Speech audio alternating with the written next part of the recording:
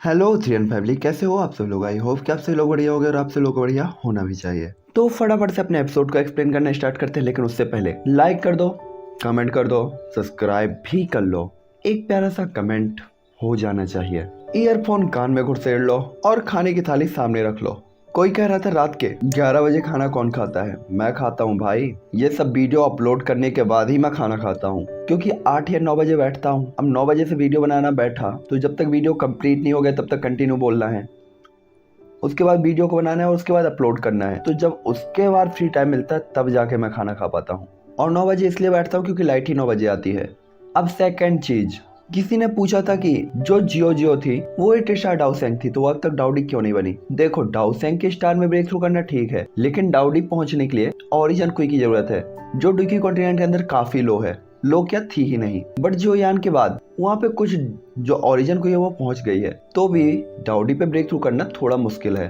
तो चलो अब एपिसोड का एक्सप्लेन करना स्टार्ट करते हैं। मैं बता देता हूँ पिछला एपिसोड। तो पिछला एपिसोड में हमने कुल मिला के देखा था कि जो यान ने 6 लोगों को चूज कर लिया था, जिसमें से 5वां साओ लॉन्ग होते हैं, जिससे तो जैन वूफान थोड़ा सा काफी ज्यादा परेशान होता है। लेकिन 6वां जिसे जो यान चूज करता है वो होती है जेनी, जिससे तो भाई बौखला गया था। लेकिन जैसे तैसे वो अपने आप को कंट्रोल करता है, क्योंकि जेनी ने जॉन के साथ ब्लड कॉन्ट्रैक्ट कर लिया था, तो अब कुछ नहीं हो सकता था। जिसके बाद जॉन की फाइट होती है डाउडी 5 स्टार के बॉडी के साथ, क्योंकि वो जॉन को एक्सेप्ट नहीं करना चाहते थे। इसलिए वो पहले 3 स्टार के इंटरमीडिएट लेवल के साथ जॉन से फाइट करता है और इसके बाद 4 स्टार की पावर के साथ 2 टाइम जॉन से फाइट करता है, और जो यान उन्हें दोनों ही बार हरा देते हैं, जिससे लगभग सभी लोग हैरान थे। और इसके बाद ये एपिसोड मैं वहीं एंड कर देता हूँ। तो ये वाला एपिसोड स्टार्ट होता है जस्ट वहीं से। तो इस एपिसोड की स्टार्टिंग में जो यान फ्लेम के बीच से निकल कर आ रहा होता है और हर कोई जो यान को देख रहा होता है, लेकिन उन्हें यही लग रहा था कि कहीं जो यान के अटैक के कारण 4 स्टार डाउडी लेवल की पावर के साथ जो जान की लंका न लग गई हो। तभी अचानक से कोहरा धीरे धीरे शांत होता है और हर कोई अनट्रस्टेड तरीके से देखता है जो जान की फिगर को, जिसके कपड़े फटे हुए होते हैं, पूरे ही शरीर में धूल ही धूल होती है और चेहरे में थोड़ा सा एम्बेरस फेस इंप्रेशन, और ये होता है जियो जान। ये देखकर जो यान भी टेंशन में आते हुए कहता है, ब्रदर जियो जान, क्या आप ठीक हैं? कंपटीशन के टाइम पे वास्तव में अटैक को कंट्रोल करना काफी मुश्किल था। मुझे उम्मीद है ब्रदर जियो जान मुझे माफ कर देंगे। तभी जियो जान कहता है, मेरे अगेंस्ट मिस्टर जियो यान के पास अभी भी वास्तव में पावर है। मैंने अभी अभी मिस्टर जियो को काफी गलत समझा। मैं वास्तव में एम्बेरस हूँ। अगर आप बुरा ना माने तो मैं जियो जान आपको एज अ लीडर एक्सेप्ट करने को तैयार हूँ। और इस टाइम पे जियो जान जो होता है वो बिल्कुल ओबीडियंटली ऑनेस्टली बोल रहा होता है, बिल्कुल दिल से। तभी जो यान भी जियो जान को ऊपर से नीचे तक देखता है और काफी हैरान होता है कि वास्तव में इतने पावरफुल बैटल स्किल ने जियो जान को केवल थोड़ा ही इंजर्ड किया था। जिससे जॉन एक चीज तो समझ गया था कि बंदे की जो डिफेंस पावर वो काफी हाई लेवल की है। जिसके बाद जॉन कहता है ये बहुत अच्छा है, और जॉन बार बार से लाता है क्योंकि जॉन काफी एक्साइटेड था। दूसरी तरफ नान, एरमिंग, फैंग फैंग और जींग वो एक दूसरे को देख रहे होते हैं, और जो यान को गलत समझने के कारण वो खुद पे भी एम्बेरस हो रहे होते हैं। जिसके बाद एरमिंग, फैंग फैंग और जींग एक साथ जो यान के पास जाते हैं और चुपचाप जॉन के सामने खड़े हुए होते हैं। और इनको देखकर जॉन समझ गया था कि जॉन ने इनके दिलों को जीत लिया है, जिससे वो काफी खुश भी होता है कि एक साथ इतने सारे 5 स्टार डाउडी लेवल के एक्सपर्ट अगर ये उसके सपोर्ट के लिए हैं तो ये बहुत बड़ी बात थी। और इससे तो जॉन इतना खुश होता है कि उसका मुंह बंद ही नहीं हो रहा होता। साथ ही जॉन की पावर को देखते हुए और जो यान को इन सभी को कंट्रोल करता हुआ देखते हुए जैनी भी बहुत खुश हो रही होती है। साथ ही उसके गालों पर उसके बालों की 2 लेयर लटक रही होती हैं और उसके चेहरे से टकरा रही होती हैं, और चेहरे पे काफी ज्यादा एक्सट्रीमली ब्यूटीफुल इंप्रेशंस होते हैं। तभी प्रेसिडेंट भी कहते हैं, हाँ हाँ बधाई हो मिस्टर जियो। अब क्योंकि आप लोगों ने इनके दिलों को जीत लिया तो मैं इनके साथ अपने ब्लड कॉन्ट्रैक्ट को खत्म कर दूंगा और मैं इन्हें आपको सौंप दूंगा। और ऐसा लग रहा होता है कि जियोन के प्रति इनके दिल में जो एहसान था वो और बढ़ गया था। जिसके बाद वो अपने फोरहेड को टच करते हैं और एक ब्लड क्लस्टर निकलता है जो कि ब्लड कॉन्ट्रैक्ट को धीरे धीरे गायब कर देता है, और ब्लड लाइन धुंधली होते हुए गायब हो जाती है। और वो लाइन सीधा ही उन 5 लोगों की बॉडी की तरफ जाते हुए धीरे धीरे धुंधली हो रही होती है, जो देखकर वो 4 लोग एक साथ कहते हैं, धन्यवाद प्रेसिडेंट। और इसके बाद वो 4 लोग एक साथ अपने फोरहेड को टच करते हैं, जिससे फोरहेड से रेड लाइट निकलती है और जो यान के फोरहेड के अंदर चली जाती है। तभी जो यान की बॉडी कांपती है और उसके सोल सी के अंदर या स्पिरिचुअल वर्ल्ड के अंदर 4 ब्लड की ड्रॉप अपेयर होती हैं, और जैनी की ब्लड ड्रॉप पहले से थी, तो आज टोटल 5 ब्लड ड्रॉप हो गई होती हैं। और हर एक ब्लड ड्रॉप के सेंटर में एक इल्यूजनरी फिगर बैठी हुई होती है, जो कि वास्तव में जॉन के दिमाग पे डिपेंड करती थी, और ये इन लोगों की लाइफ और डेथ से भी रिलेटेड थी। साथ ही जॉन को पता था कि ब्लड कॉन्ट्रैक्ट काफी ज्यादा मिस्टीरियस है, तो काफी ज्यादा दबंग भी, और इसे करने के बाद कोई भी कभी भी अपने मास्टर को धोखा नहीं देगा। वरना इस दुनिया में कोई भी किसी का सपोर्ट करने के लिए कभी भी रेडी नहीं होता था। तभी ले साओलोंग एक कदम आगे बढ़ाते हुए कहता है, बधाई हो यंग मास्टर जियो, और तुरंत ही काफी ज्यादा रिस्पेक्टेड वे में जो यान को ग्रीट करता है और उसके फोरहेड से भी एक रेड लाइट निकलती है जो यान की बॉडी के अंदर चली जाती है। और अब जो यान की टीम आखिरकार क्रिएट हो चुकी होती है और जो यान के पास डाउडी कॉन्टिनेंट में सबसे first starting powerful power houses हो गए थे, जिसे डाउडी कॉन्टिनेंट के अंदर स्ट्रॉन्ग पर्सन बनने के रास्ते में एक फर्स्ट स्टेप कहा जा सकता था। जिसके बाद बाकी सभी लोग और जियो झान जो यान को ग्रीट करते हुए कहते हैं, यंग मास्टर आपको बहुत बहुत बधाई हो। तभी जन थोड़ा सा एम्बेरस होते हुए कहता है, अब आप में से हर किसी को मुझे जियो यान कहना चाहिए, आप मुझे जियो यान कह सकते हैं। तभी जैन यहाँ आते हुए कहती है, बस हर किसी को इन चीजों को फॉलो करना चाहिए, कोई भी किसी भी बात को मना नहीं करेगा। ये टीम एक दिन भी बिना अपने लीडर के नहीं रह सकती, तो फ्यूचर में हम हर एक सुख और दुख को बराबर एक दूसरे के साथ बांटेंगे और हम हमेशा ही एक दूसरे का सपोर्ट करेंगे। जेनी को पता था कि जो यान को ज्यादा दिखावा करना पसंद नहीं था, लेकिन उसकी रेपुटेशन को भी तो स्थापित करना था ना, वरना लोग भला उसे समझेंगे कैसे, और लोगों को ये भी समझाना मुश्किल होता कि यही हमारा लीडर भी है। साथ ही जेनी के सामने अपना टर्की तो कभी भी कुछ भी नहीं बोल पाता था, इसलिए जेनी ने जो कहा जियान उसे एक्सेप्ट कर लेता है कि हाँ ये जो कह रही है वही मान लो तुम भी। जिसके बाद जोयान 2 क्राफ्ट पेपर टुकड़े निकालता है जो कि फिल फॉर्मूले होते हैं और उन्हें जो यान जेन बूफान को दे देता है। तभी जेन बूफान और जेन इन पिल फॉर्मूलों को काफी ज्यादा एक्साइटेड तरीके से देखते हैं जो पूरे कॉन्टिनेंट में हलचल मचा सकते थे, और इन दोनों के लिए मर्चेंट एलायंस को काफी बड़ी कीमत चुकानी पड़ी। और इन्हें देखने के बाद वो हैरान हुए बिना नहीं रह पाए थे, क्योंकि ये मामला ऐसा था जैसे कोई बहुत बड़ा सीक्रेट खुल गया हो। जिसके बाद वो कहते हैं ये इतना ईजी लेकिन फिर भी इतना अनएक्सपेक्टेड निकला। साथ ही इसके फ्यूजन ने काफी मिस्टीरियस इफेक्ट भी क्रिएट किए होते हैं, साथ ही वास्तव में काफी ज्यादा इफेक्टिव भी थी। तभी जेनी कहती अंकल इस फॉर्मूले के अकॉर्डिंग हम मेडिसिनल इंग्रेडिएंट के एक्सट्रैक्शन को आउटसोर्स करने में कैपेबल हो सकते हैं, और वैसे भी अब इन मेडिसिनल इंग्रेडिएंट का फॉर्मूला कोई भी सीक्रेट नहीं है, तो हम इनकी जो प्रोडक्शन है उसे बढ़ा सकते हैं। और जेनी समझ गई होती है कि इसके प्रोडक्शन के स्पीड को कैसे बढ़ाया जा सकता था, जिस पर प्रेसिडेंट तुरंत ही कहते हैं लड़की ये भी काफी अच्छा थॉट है, तुम जैसा कहोगी मैं वैसा ही करूंगा। ओह लड़की, लेकिन एक बार तुम चली जाओगी तो अंकल। और वो इतना कह पाता कि तभी जॉन कहता है प्रेसिडेंट जेन मेरा जियो क्लेन एक छोटा सा क्लेन है, मेरे पास करने के लिए बहुत कुछ नहीं है। जब मैं जुक्सी सिटी में हूँ तो जेनी प्रेसिडेंट की टेंशंस को बांटने के लिए और टाइम टाइम पर मर्चेंट अलायंस में आ सकती है। ये सुनकर जैन बूफान तुरंत ही कहते हैं लड़के क्या तुम सीरियस हो, तुम सच कह रहे हो। जिसपे जॉन भी सीरियस होते हुए अपना से हिलाता है। दूसरी तरफ जेनी भी जियान को देखती है तो काफी ज्यादा खुश होती है और ग्रेटफुल और एक्साइटेड भी कि वास्तव में उसने जिसे चुना वो हर टाइप से बेस्ट है। तभी जेनी कहती है अंकल यार्ड में एक वार्म होल है जो सीधा ही ऑक्सन हाउस की ओर जाता है, तो ये काफी ज्यादा इजी भी हो जाएगा। ये सुनकर जैन बूफान तुरंत ही कहता है ठीक है लड़के, अब मैं तुमसे इतनी नफरत नहीं करता। दूसरी तरफ जेनी भी जॉन के कपड़ों को हल्के से खींचती है और धन्यवाद कहती है। तभी जॉन सबकी तरफ देखते हुए कहता है क्योंकि अब सभी लोग खुश हो और चीजें निपट चुकी हैं, तो क्यों ना हम मर्चेंट एलायंस द्वारा दिए गए उस यार्ड में वापस लौट आए। और ऐसा कहते हुए जॉन जेनी की तरफ देखता है। आखिरकार वो वापस जाकर किंग हावरान को खुशखबरी भी तो सुनाना चाहता था, जिसपे जेनी भी से हिलाती है और जैन बूफान की तरफ देखती है। और इस टाइम पे जैन बूफान उनकी आंखें काफी सॉफ्ट होती हैं और वो ले साओलोंग की तरफ देखते हुए कहते हैं यहाँ आओ। जिसमें ले साओलोंग काफी ज्यादा एक्साइटेड तरीके से आगे आता है, तो वो तुरंत ही कहते हैं साओलोंग पास्ट में तुम मेन तौर पर कुछ इनर मामलों पे ध्यान रखते थे, इसीलिए तुम्हारी फाइटिंग स्किल्स काफी ज्यादा पीछे रह गई हैं। लेकिन अब तुम्हें आगे बढ़ने के लिए जो यान के साथ बाहर जाना है और आपकी पावर इंटरमीडिएट 5 स्टार पे है, यदि नहीं है तो आपके पास केवल इंटेंट क्लास लेवल का हाई लेवल का बैटल स्किल है। जिसके बाद जैन बूफान अपने हाथ को लहराते हैं और एक बैटल स्किल उनके हाथ में आ जाती है। जिसके बाद वो कहते हैं ये एक world rank intermediate battle skill है, 9 thoughts and 1 line of sky, जो कि तुम्हारे लिए काफी ज्यादा सुटेबल है, इसे ले लो। साथ ही इसे 9 लेवल में डिवाइड किया गया है, जैसे guest of wind, fest stab, change stab, wandering stab, furious stab, investigator stab, flash stab and extreme stab. और जब इन 9 के 9 अटैकों को एक साथ फ्यूज कर दिया जाता है तो स्काई में एक लाइन बनती है जो एक्सट्रीमली पावरफुल अटैक होता है, जिसे तुम 10th अटैक कह सकते हो, जो अटैक करते हुए काफी सारे पावरफुल अटैकों को भी डिस्ट्रॉय कर सकता है। साथ ही साओलोंग के जो वेपन थे वो 2 ड्रैगन डैगर थे, जो 2 छोटे काले ड्रैगन की तरह थे, ड्रैगन फोर्क थे, और इसकी पूरी बॉडी के अंदर छोटे छोटे काफी कांटे थे। और इससे स्कारलेट रेड ऑरा रिलीज होता था जो कि कोल्ड किलिंग इंटेंट ऑरा के साथ भी भरा हुआ होता था। और ये अटैक स्किल बिल्कुल सेम वैसी ही दिख रही होती है। और इस अटैक स्किल को देखकर तो ले साओलोंग की आंखें लाल हो जाती हैं। ये देखकर वो तुरंत ही कहते हैं अब इसे ले भी लो, इस तरीके से बिहेव मत करो। और इतना कहने के बाद वो जो यान की तरफ देखते हैं और फिर बाकी के 4 लोगों की तरफ देखते हुए कहते हैं मेरी बात सुनो, जो यान की हर एक बात को फॉलो करना, उसकी रक्षा करना, याद रखना कि तुम्हारा लाइफ उसके हाथ में है, वो मर नहीं सकता। जिस पे सभी लोग हंसने लगते हैं। दूसरी तरफ जैन वूफन जोयान को काफी सारे हार्ड इंप्रेशंस के साथ देखते हुए उदास होते हुए कहता है जोयान मेरे लिए जैनी की अच्छी देखभाल करना।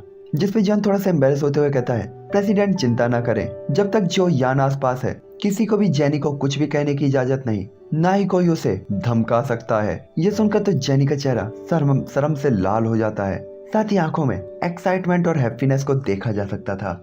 जैन वूफन को विदाई देने के बाद जोयान अपनी टीम के साथ यार्ड में वापस लौट आता है और हमें सुबह सुबह का सीन दिखाया जाता है जहाँ काफी सारे क्लाउड्स होते हैं, हरी भरी पत्तियां होती हैं और आसमान में ऑरेंज वाइब छाई हुई होती है। सूरज हल्का हल्का बाहर आ रहा होता है और सूरज की लाइट के कारण व्हाइट वॉल्स और रेड टाइल्स चमक रही होती हैं। जिसके बाद जोयान ये सब देखते हुए कहता है कितना सुंदर यार्ड है। क्या तभी जोयान कहता है क्या तुम्हें ये पसंद आया?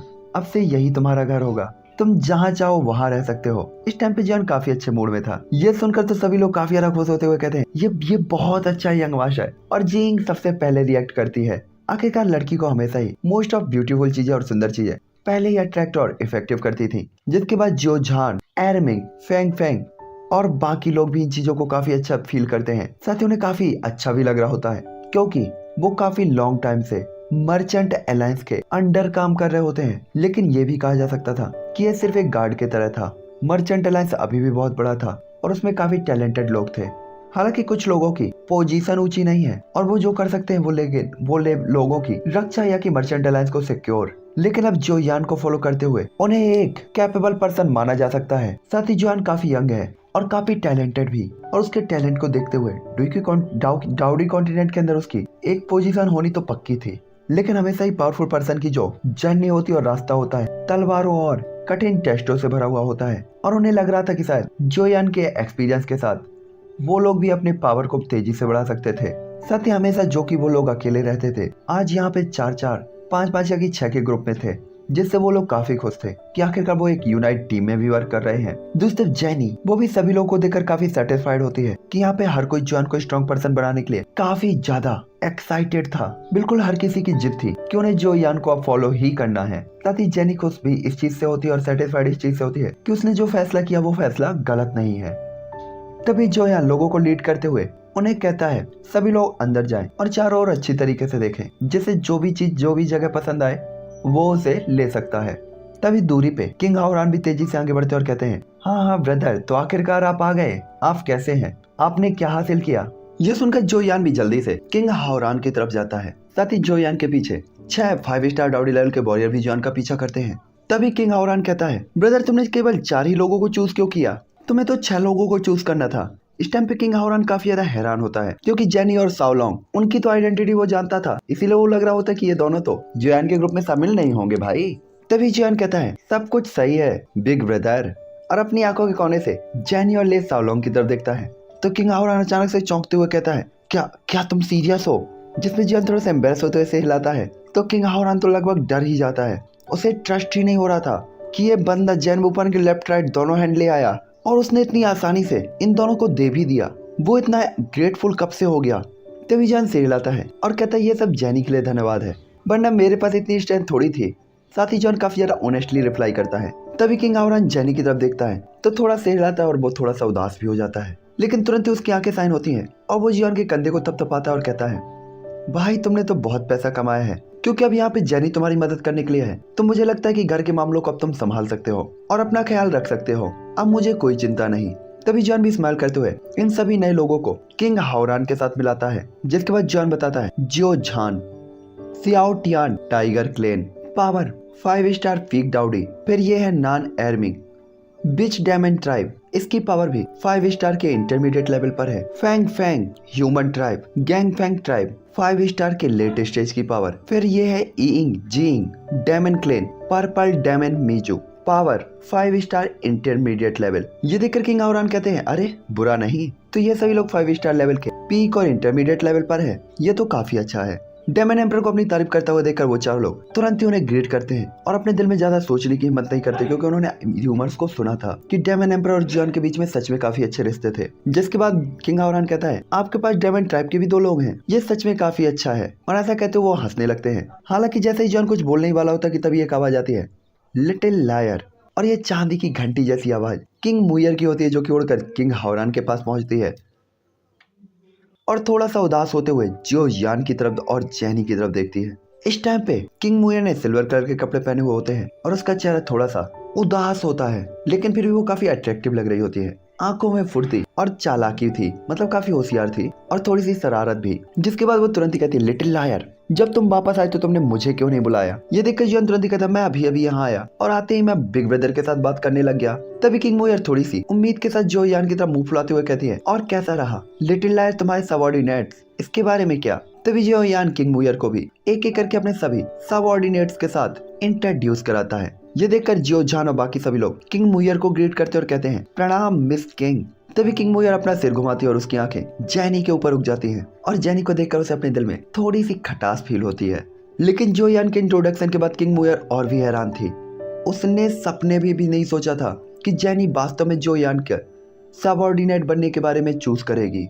तभी किंग हावरान आगे बढ़ते हुए कहता है, मिस जेनी का मेरे ग्रुप में शामिल होना मेरे ब्रदर के लिए सबसे रिस्पेक्ट की बात है। आखिरकार मिस जेनी मर्चेंट अलायंस के इनर मामलों में काफी अच्छी हैं और उनका फैमिली मैनेजमेंट और मर्चेंट अलायंस को मैनेजमेंट करने का एक्सपीरियंस देखा जाए तो उसे फर्स्ट रैंक पे रखा जा सकता है। फ्यूचर में वो मेरे ब्रदर की काफी हेल्प कर सकती हैं। और ऐसा कहते हुए किंग हावरान किंग मुयर को समझाता है कि बस जो हुआ सो हुआ। दूसरी किंग मुयर, उसकी आंखें सुस्त होती हैं, चेहरा छोटा सा सिकुड़ा हुआ होता है और दिल में काफी जेलसी होती है। हालांकि किंग मुयर उसका बिहेवियर काफी ज्यादा प्योर था और काफी ज्यादा वो भोली भी थी। वो बस यही सोचकर काफी ज्यादा उदास होती है कि जोयान और जेनी फ्यूचर में हमेशा एक दूसरे के साथ रह सकते हैं। और उसके कंपैरिजन में तो जोयान जेनी के साथ ज्यादा टाइम स्पेंड करने वाला था, इसलिए उसका दिल काफी ज्यादा दुखी होता है और चेहरा बिल्कुल कोल्ड। तभी किंग हावरान इन टॉपिक को चेंज करते हुए कहता है, आज सभी ने कड़ी मेहनत की होगी, तो ब्रदर आप इन सभी लोगों को इनका रूम क्यों नहीं दिखा देते? साथ ही मेरा ब्रदर न केवल टैलेंटेड है बल्कि फ्लर्ट करने में भी काफी एक्सपर्ट लगता है। दूसरी तरफ जो यान के कैरेक्टर को देखते हुए उसे बिल्कुल नहीं पता था कि इन चीजों से कैसे निपटना है, इसलिए वो जल्दी से सभी को नीचे बुलाता है और रिसेप्शन में सबकी व्यवस्था करता है। दूसरी तरफ जेनी किंग मुयर की तरफ देखती है और फिर जियो यान को काफी डीपली देखती है। दूसरी तरफ जोयान भी थोड़ा सा एम्बेरस होता है और जियो जान भी अपने दिल में इन चीजों का अंदाजा लगाते हुए स्माइल करता है, लेकिन वो कुछ भी नहीं कहता। और यहाँ पे मौके का फायदा उठाते हुए वो भी तुरंत ही आगे के आंगन की तरफ चला जाता है। जहाँ तक यार्ड के इनर मामलों की बात थी, जॉन ने इसकी देखभाल का मामला जेनी के ऊपर छोड़ दिया होता है, क्योंकि वो तो इन सभी मामलों को देखने के लिए काफी आलसी था। हमें पता है कि पहले जेनान एकेडमी में यूनर देखती थी, फिर शादी हो गई और काइलिन का फायदा उठा के देखा, तो फिर बाकी के मामले काइलिन के ऊपर छोड़ दिए, अपनी जिम्मेदारी लिटिल फेयर डॉक्टर के ऊपर छोड़ दी। बंदा ने कुछ नहीं किया भाई, इसके लिए हमेशा बंदियों ने किया है, जो कुछ भी किया है बहुत कुछ किया है। जिसके बाद हमें नाइट के खाने के बाद यार्ड का एक छोटा सा बैकयार्ड दिखाई देता है और रात में एक छोटी सी झील, एक झोपड़ी, हरे पेड़ और रसोई से धुआं निकल रहा होता है। आसपास कुछ आड़ू के पेड़ थे, साथ ही ठंडी हवा चारों तरफ चल रही होती है। साथ ही छोटा सा आंगन काफी सुंदर लग रहा होता है और यहाँ पे जोयान चांदनी के नीचे किंग हावरान के साथ बात करते हुए वाइन पी रहा होता है और काफी अच्छा टाइम बिता रहा होता है। तभी किंग हावरान तारीफ करते हुए कहते हैं, आज का माहौल काफी अच्छा है। साथ ही मेरे ब्रदर ने इन कुछ ही वर्षों में काफी सरप्राइजिंग ग्रोथ की है। और ऐसा कहते वो जोयान की काफी तारीफ करता है। तभी जोयान भी पीछे मुड़कर अचानक से सोचता है तो सब कुछ उसे एक सपने जैसा लगता है, क्योंकि पास्ट से अब तक उसे डाउडी कॉन्टिनेंट में आए हुए लगभग 3 साल हो गए थे। हालांकि तभी जोयान की स्पिरिचुअल पावर को फील करते हुए किंग हावरान अचानक से जोयान की तरफ देखते हुए कहता है, ब्रदर इतने लॉन्ग टाइम के बाद भी आपकी स्पिरिचुअल पावर में कोई भी सुधार क्यों नहीं हुआ? जिस पे जोयान हंसते हुए कहता है, ब्रदर मैंने कल्टीवेट तो हर दिन किया है और रोज प्रैक्टिस की है, लेकिन फिर भी पता नहीं कोई भी ग्रोथ नहीं हो रही। तभी किंग हावरान कहता, ब्रदर क्या आपके पास वो घोष नहीं है जो ओल्ड डेमन एम्पर ने आपको दिया था? साथ ही किंग हावरान काफी हैरान होता है, उसे लगता है कि कुछ तो गड़बड़ है। तभी जोयान कहता, घोस्ट? उसे पता था कि वो तो 5 रैंक का घोस्ट यूजू मिंगलिंग तक जिसकी बात कर रहे थे। तभी जॉन कहता, लेकिन इसका स्पिरिचुअल पावर से क्या लेना देना है? साथ ही जॉन को पता था कि वो घोस्ट इतना स्ट्रॉन्ग है कि वो उसके लिए कुछ भी नहीं कर सकता। तभी जॉन के बदले हुए फेस इंप्रेशन को देखकर किंग हावरान तुरंत कहता, क्या कोई गड़बड़ है? तभी जॉन कहता है, उस घोस्ट की सोल मेरी बॉडी के अंदर केवल एक ही बार आई थी, उसके बाद उसमें कोई भी मूवमेंट नहीं हुई। तभी किंग हावरान काफी अजीब फेस इंप्रेशन के साथ जॉन की तरफ देखते हुए कहता है, मैं कह रहा हूँ ब्रदर, क्या आपने उस घोस्ट के साथ बात नहीं की? तभी जन कहता बात, उससे बात कैसे कर सकता हूँ, भूत प्रेतों से बात? ये सुनकर किंग हावरान हैरान रह जाते हुए कहता है, मैं सचमुच नहीं जानता कि मैं तुम्हारे बारे में क्या कहूँ। मुझे तुमसे पूछना कि क्या उस घोस्ट ने अपने ओनर को खुद ब खुद पहचान लिया है? जिस पे जॉन सिर हिलाता क्योंकि इस घोस्ट ने अपने आप ही जॉन को पहचान लिया था। तो किंग हावरान कहता तो फिर तुम उससे बात क्यों नहीं करते? भाई बात करोगे तब तो रिलेशन बिल्ड होगा। ये सुनकर जॉन शॉक रह जाता है और हाँ में सिर हिलाता है। उसने भी इसके बारे में कभी भी नहीं सोचा था। तभी जॉन को ओल्ड जान की बात याद आती है और वो क्यूरियस होते हुए कहता है, लेकिन ये घोस्ट काफी ज्यादा पावरफुल है, मैं अब इसे। तभी जॉन को ओल्ड जान की बात याद आती है और वो क्यूरियस होकर कहता है, वो घोस्ट काफी ज्यादा पावरफुल है, मैं अभी भी उसे कंट्रोल नहीं कर सकता, साथ ही मैं उसे सैलो भी नहीं कर सकता। ये सुनकर तो किंग हावरान जॉन को ऐसे देखते जैसे वो इसे जानता ही नहीं और इसके बाद वो उदास होते हुए कहता है, ये कोई आश्चर्य की बात नहीं है, ये इस थॉट के लिए है क्योंकि ये 3 चीजें अपने ओनर को खुद ब खुद एक्सेप्ट कर चुकी हैं। ये काफी रेयर है और इसके बारे में बहुत कम ही लोग जानते होंगे और ये भी शायद मेरी ही गलती है कि मैंने स्टार्टिंग में आपको नहीं समझाया। चलो ठीक है, मैं तुम्हें बताता हूँ। वास्तव में अगर एक बार घोस्ट अपने ओनर को एक्सेप्ट कर लेता है तो फिर वो खुद ओरिजिन में नहीं रहता, फिर वो केवल अपने मास्टर के ऑर्डर्स को फॉलो करता है और इसके हर एक मूवमेंट को तुम कंट्रोल कर सकते हो। मेरा कहने का मतलब है कि उसकी एनर्जी केवल उसकी बॉडी के अंदर संग्रहित है और वो केवल तुम्हारे लिए है। साथ ही मास्टर के तौर पर तुम इसे अपनी स्पिरिचुअल पावर में बदल सकते हो जब तुम चाहो। किंग हावरान की हर एक बात तो जो बिल्कुल लाइटिंग बोल्ट की तरह लग रही होती है। इस टाइम पे तो जॉन बिल्कुल हैरान होते हुए ऐसे हंस रहा होता है जैसे कि उसके पास कोई ट्रेजर था, लेकिन फिर भी वो गरीबी में जी रहा था, जिससे जॉन बहुत ज्यादा एम्बेरस भी होता है और ओल्ड जान को काफी ज्यादा कोसता है क्योंकि उसे याद आता है कि क्या उस ओल्ड मैन ने नहीं कहा था। जॉन ओल्ड जान को कोसने से खुद को रोक ही नहीं पाता क्योंकि उसी ओल्ड मैन ने कहा था कि अभी जुयान इसे अब्सॉर्ब नहीं कर सकता, यहाँ तक कि वो टैलेंटेड हर एक चीज को जानने वाला ओल्ड मैन वास्तव में इतना बेवकूफ होगा, जॉन को भरोसा नहीं था। और अगर किंग हावरान ने अभी तक उसे नहीं बताया होता तो शायद तो जॉन यही सोचता। दूसरे जॉन के स्टोरेज रिंग के अंदर गोल्डन टावर के अंदर ओल्ड जान अपने गोल्डन टावर के पीक लेवल को देख रहे होते हैं। तभी अचानक कुछ बार चीखें आती है और वो तुरंत ही कहते हैं, छोटे साथी तुम मुझे कोस रहे हो। इस टाइम पे वो समझ गया होता कि जो यानी उसका नाम ले रहा है, जिसके बाद वो तुरंत ही कहता है, ठीक है तुम लड़के, तुम मुझ ओल्ड मैन के बारे में बुरा बोलने की हिम्मत करते हो, क्या तुम वास्तव में मुझे दोस्त दे सकते हो? मैं डायमंड टाइप से थोड़ी हूँ, मुझे कैसे पता चल सकता था इसके बारे में? यहाँ तक कि मैं तो इस चीज के बारे में भी कभी नहीं सुना जो खुद ब खुद अपने मास्टर को चूज कर ले। ये चीज ऐसी होती ही नहीं है। दूसरा ओल्ड जान की आवाज जोयान के सीधा ही हार्ट में लगती है, साथ ही ये काफी उदास लग रही होती है। तो जान एक्साइटेड होकर कहता है, ठीक है। वो मिस्टर जान के साथ ज्यादा बहस करने की जहमत नहीं उठाता। साथ ही जो ओल्ड जाने का वो भी वास्तव में सही था क्योंकि यहाँ तक कि वो भले ही सब कुछ जानते हो, लेकिन ये कुछ ऐसी चीज थी जिससे शायद डाउडी कॉन्टिनेंट का कोई भी पर्सन न जानता हो। साथ ही डाउडी कॉन्टिनेंट काफी बड़ा था तो ऐसी छोटी मोटी बातों के बारे में जिक्र करने की तो जरूरत ही नहीं थी। तभी किंग हावरान कहता है, तुम्हें इसे ट्राई करके देखना चाहिए।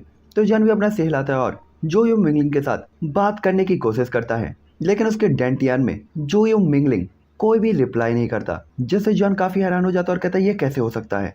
जिसके बाद जॉन अपना दिमाग घुमाता है और एक बार फिर से ट्राई करता है, लेकिन तब भी कोई भी रिएक्शन नहीं आता। तो जॉन पूरी तरीके से हैरान होते हुए कहता है, ओल्ड जान आखिरकार क्या हो रहा है? तभी ओल्ड जान काफी ज्यादा उदास होते हुए फिर से कहते हैं, सबसे पहले तो मुझे घोस्ट सोल के बारे में नहीं पता जो अपने मास्टर को खुद भी खुद चूज कर लेती हैं। दूसरी चीज, मुझे घोस्ट सोलों के साथ बात करने का तरीका भी नहीं पता, तो मैं इसे तुम्हें कैसे बता सकता हूँ? लेकिन तुम इसे किंग हावरान से पूछ सकते हो। जिसपे जॉन जल्दी किंग हावरान की तरफ देखते हुए कहता है, घोस्ट के साथ कन्वर्सेशन कैसे किया जा सकता है? ये देखकर किंग हावरान हंसते हुए जो यान की तरफ देखता है कि वो पूछ रहा है कि घोस्ट के साथ बात कैसे करते हैं, और वास्तव में जॉन उससे बात करने के लिए अपने दिमाग का इस्तेमाल कर रहा था। जिसके बाद वो कहते क्योंकि ये एक ऐसी चीज है जिसने अपने मास्टर को खुद ब खुद पहचान लिया है, तो आप इस घोस्ट से बात करने के लिए अपनी स्पिरिचुअल पावर में से लपेटे और अपने थॉट इसके साथ शेयर करें। बस ये इतना ही है। जिसपे जॉन थोड़ा सा एम्बेरस होते हुए हंसता है। जॉन को पता था कि जोयो मिंगलिंग एक हाई रैंक की घोस्ट सोल थी, यहाँ तक कि डाउडी कॉन्टिनेंट के पावर लेवल के अकॉर्डिंग शायद उसकी पावर 7 स्टार डाउडी लेवल के इंटरमीडिएट लेवल के आसपास होनी चाहिए। यहाँ तक कि जो यान की पावर में भी काफी ज्यादा डिफरेंस था। हालांकि तभी किंग हावरान कहता है, अभी भी इसे तुम अपनी स्पिरिचुअल पावर में मत बदलना, वरना तुम इसे बर्दाश्त नहीं कर पाओगे और कहीं तुम ब्लास्ट ना हो जाओ, इसीलिए इस बात को याद रखना। जिसपे जो यान किंग हावरान को काफी ग्रेटफुल तरीके से देखता है और अपने दिमाग में सोचता है, 7 स्टार डाउडी इंटरमीडिएट लेवल, ये तो एक सुप्रीम वॉरियर होना चाहिए। क्या ये लॉन्गी की तरह मेरी मदद कर सकता है? और अगर ऐसा है तो ये सच में काफी काम का होगा। कम से कम वो बेफिक्र होकर डाउडी कॉन्टिनेंट के अंदर चल तो सकता है। और ये सोचकर जॉन काफी ज्यादा फ्रेश फील कर रहा होता है। तभी ओल्ड जान की आवाज आती है, ओए ठरकी, हालांकि बाहरी ताकतें काफी पावरफुल है, लेकिन तुझे इन चीजों पे भरोसा नहीं करना चाहिए। यह घोस्ट ताकतवर है, लेकिन बेहतर होगा कि तू प्रीसियस मूवमेंट पे इसका यूज करे। हर टुच्ची पुच्ची चीज के लिए इसका यूज मत कर। तुझे अपने ऊपर डिपेंड होना चाहिए, वरना तू कभी स्ट्रांग बन ही नहीं पाएगा। इस बात को अपने दिल में याद रखना। ये सुनकर जोयान भी चौंक जाता है और होश में आ जाता है कि वास्तव में ओल्ड शान उसके दिल की बात को भी सुन लेता है क्या। साथ ही जॉन को पता था कि ये सही भी था। जॉन कहीं भी हो उसे अपनी पावर को ही सबसे ज्यादा प्रायोरिटी देनी थी, क्योंकि उसी के दम पे जोयान सुप्रीम वॉरियर बन सकता था। और अभी जॉन के लिए सबसे ज्यादा जरूरी चीज थी मॉन्स्टर ब्लड को ऑब्जॉर्व करना और अपने फ्लेम मंत्र को पावरफुल करने के लिए ब्लड सील को ऑब्जॉर्व करना, साथ ही साथ मैरो पिल को रिफाइन करना। लेकिन जहाँ तक एम्परर टियर के रैंक 5 की पिल की बात थी, अकेले जॉन के प्रेजेंट टाइम की स्पिरिचुअल पावर अभी भी काफी नहीं थी। तभी जॉन कहता है, ब्रदर मेरी स्पिरिचुअल पावर अभी भी एम्परर टियर के स्टार्टिंग लेवल पर है और मुझे नहीं पता कि घोस्ट को कैसे अब्सॉर्ब कर सकते हैं। साथ ही जॉन काफी उम्मीद से किंग हावरान की तरफ देख रहा होता है कि शायद ये कुछ बता पाए। तभी किंग हावरान भी कुछ देर तक सोचता है और इसके बाद कहता है, सोल पावर को बढ़ाना ये कठिन है, साथ ही खास तौर पर आगे बढ़ने के लिए इसमें काफी सारे रिसोर्सेस और एनर्जी का सपोर्ट चाहिए होता है। लेकिन यूजो मिंगलिन की पावरफुल पावर के साथ अगर तुम सभी को अब्सॉर्ब कर लेते हो तो इससे तुम्हें कम से कम आर्टक्राफ्ट के स्पिरिचुअल आर्टक्राफ्ट के सोल पावर के लेट स्टेज पर तो पहुंच ही जाना चाहिए। लेकिन मैं अभी भी तुम्हें सोल पावर को धीरे धीरे अब्सॉर्ब करने की ही सलाह दूंगा, क्योंकि स्टार्टिंग स्टेप में मिगलिन की मदद अभी भी काफी ज्यादा इंपॉर्टेंट है और ये काफी प्रीसियस मूवमेंट में भी तुम्हारी मदद कर सकता है। जिस पे जॉन बार बार से हिलाता है और अपने दिल में काफी चीजें सोचता है कि जो यान एम्परर टियर लेवल के फर्स्ट स्टेज पर होने के बाद भी रैंक 3 की पिल को रिफाइन कर पा रहा है। जहाँ तक रैंक 5 की पिल की बात थी तो उसके बाद के जो लेवल थे वो काफी ज्यादा इक्वल थे। इसलिए जोयान चाहता था यूजो मिंगलिन जितना ज्यादा पावरफुल हो सके उतना हो जाए, क्योंकि वो उसके लिए ट्रम्प कार्ड हो सकता था। जिसके बाद जॉन अपना मन बना लेता है और क्यूरियस होकर जो मिंगलिन के साथ कन्वर्सेशन के बारे में सोचता है। इसलिए वो किंग हावरान के साथ थोड़ी मोड़ी बात करके वहाँ से चला जाता है और गलियार में घूमते हुए एक डीप यार्ड में पहुंचता है। यहाँ सब कुछ शांत था, साथ ही रात भी गायब होने वाली थी। हवा ठंडी चल रही होती है और हल्के ब्लू कलर के स्काई के ऊपर कुछ छोटे मोटे सितारे दिखाई दे रहे होते हैं। जिसके बाद पानी के ऊपर बना हुआ एक छोटा सा पुल, आसपास छोटे छोटे पवेलियंस और मिस्ट से भरा हुआ ये पूरा प्लेस काफी ज्यादा सुंदर लग रहा होता है। ये देखकर जोयान भी रुक जाता है, क्योंकि जैसे ही जोयान अपने रूम के पास पहुंचा होता है तो रेलिंग के बाहर एक काफी एक्सट्रीमली ब्यूटीफुल फिगर खड़ी हुई होती है। ग्रीन एमरल्ड स्मोक्ड स्वेटर, साथ ही साथ पानी की धुंध और हरी ग्रॉस चारों तरफ बिखरी हुई होती है। साथ ही जेड व्हाइट बॉडी इस टाइम पे उसके स्कर्ट के साथ दिख रही होती है। चेहरे पे एक ऐसी स्माइल जो किसी को भी पागल करने के लिए काफी थी। साथ ही ग्रीन एमरल्ड ड्रेस में वो काफी क्यूट लग रही होती है और ऐसा लग रहा होता है मानो वो ऊपर देखकर किसी का इंतजार कर रही हो। और ये किंग मूयर होती है, जिसे देखकर जॉन को ट्रस्ट नहीं होता और वो थोड़ा सा हैरान हो जाता है। साथ ही अगर कोई ध्यान से देखता तो किंग मूयर वो आसमान को देख रही होती है और काफी उदास होती है। साथ ही उसकी स्माइल भी काफी उदास होती है। जिसके बाद जॉन तुरंत ही कहता है, क्या ऐसा हो सकता है कि मुझ मूयर के साथ कुछ गलत हुआ हो? लेकिन ये तो इम्पॉसिबल है, आखिरकार वो डेमन एम्परर की लिटिल सिस्टर है, वो तो अकेले दूसरों को धमका सकती है, भला कोई उसे कुछ भी कहने की हिम्मत कैसे कर सकता है? जोयान को पता नहीं था कि क्या हुआ, लेकिन किंग मूयर को उदास देखकर वो थोड़ा सा हैरान हो जाता है और पता लगाने के लिए आगे बढ़ता है। तभी मूयर जोयान की तरफ देखते हुए तुरंत कहती है, लिटिल लायर, तो तुम आखिरकार वापस आ गए। और इस टाइम पे जोयान को देखकर किंग मूयर जो पूरी रात से इंतजार कर रही होती है, आखिरकार उसके चेहरे पर एक खुशी आ जाती है। तभी जॉन कहता है, तुम सच में एक लिटिल मैजिशियन हो, तुम जैसा चाहे अपने आप को बदल सकती हो, कभी काले बादलों की तरह, कभी बारिश की तरह, तो कभी धूप की तरह। साथ ही किंग मूयर हालांकि वो जब से जॉन से मिली थी वो उसे तब से ही लिटिल लायर कहा करती थी, लेकिन वास्तव में उसके दिल में जोयान के लिए फीलिंग्स और प्यार बढ़ गया होता है, इसलिए वो जोयान को प्यार से लिटिल लायर कहती थी। साथ ही जब उसे आज पता चला कि जोयान ने जेनी को भी अपने 6 लोगों में शामिल कर लिया है, तो वो पूरी रात केवल करवटें ही बदलती रही थी, उसे नींद ही नहीं आ रही थी। जब उसने ये सोचा कि जोयान दिन रात पूरा दिन हर टाइम एक दूसरे का सामना करेंगे, इसलिए उसने फैसला किया था कि वो इस बारे में जोयान से बात करेगी। उसे इस बात का स्पष्टीकरण चाहिए और वो आधी रात से इंतजार कर रही थी। साथ ही उसे काफी ज्यादा चिंता और घुटन भी महसूस हो रही थी, लेकिन वो पर्सन जिससे उसे इतनी शिकायतें थी, जिसका वो इतनी देर से इंतजार कर रही थी, जिससे वो हिसाब बराबर करना चाहती थी, जब वो जोयान उसके सामने आया तो उसके दिल की जो भी शिकायतें होती वो अचानक से दूर हो जाती हैं और चेहरे पे खुशी आ जाती है और वो तुरंत ही आगे बढ़ती है। साथ ही वो अपनी शिकायतों के बारे में शिकायत करना चाहती थी, लेकिन दूसरी तरफ जोयान वो तो थोड़ा सा हैरान होते हुए पीछे हट जाता है। वो थोड़ा सा घबराया हुआ होता है, उसे समझ में नहीं होता कि आखिरकार हो क्या गया। दूसरी तरफ जोयान और किंग मूयर दोनों एक दूसरे को थोड़ा सा अजीब तरीके से देखते हैं, उन्हें समझ में नहीं आता कि क्या करें। तभी जॉन कहता है, क्या कोई प्रॉब्लम है, तुम परेशान हो? तभी किंग मूयर अचानक ही उसे भी अपने यहाँ आने का मोटिव याद आता है और वो तुरंत ही खुद को कंट्रोल करते हुए कहती है, ठीक है, मुझे नींद नहीं आ रही, इसलिए मैं सिर्फ तुमसे यहाँ पे पूछने के लिए आई थी इस टाइम पे किंग मुयर को समझ में नहीं आ रहा होता कि वो जोयान से कैसे ये बात करे। वो ये पूछ ही नहीं पा रही थी कि तुम और जेनी कैसे रह रहे हो। तभी जॉन कहता है क्या कोई इंपॉर्टेंट बात थी जो मिस किंग मुझे ढूंढ रही थी। जॉन वास्तव में हैरान होता है। साथ ही जॉन जानना चाहता था कि किंग मुयर आखिरकार उससे क्यों ढूंढ रही थी। साथ ही वो ये भी पूछना चाहता था कि उसने मॉर्निंग में ऐसा क्यों कहा कि वो उसे ढूंढने क्यों नहीं आया। लेकिन वास्तव में जॉन ऐसा डायरेक्ट पूछने की हिम्मत बिल्कुल भी नहीं कर सकता था। तभी किंग मुयर जोयान को डांटते हुए कहती है, लिटिल लायर तुमने अभी अभी मुझे क्या कहा। और इस टाइम पे वो अपने रियल इंप्रेशंस को अपीयर करती है। तभी जॉन तुरंत ही हैरान हो जाता है और खुद से ही पूछता है कि मैंने क्या कह दिया। लिटिल लायर तुम मुझे दोबारा मिस किंग मत कहना।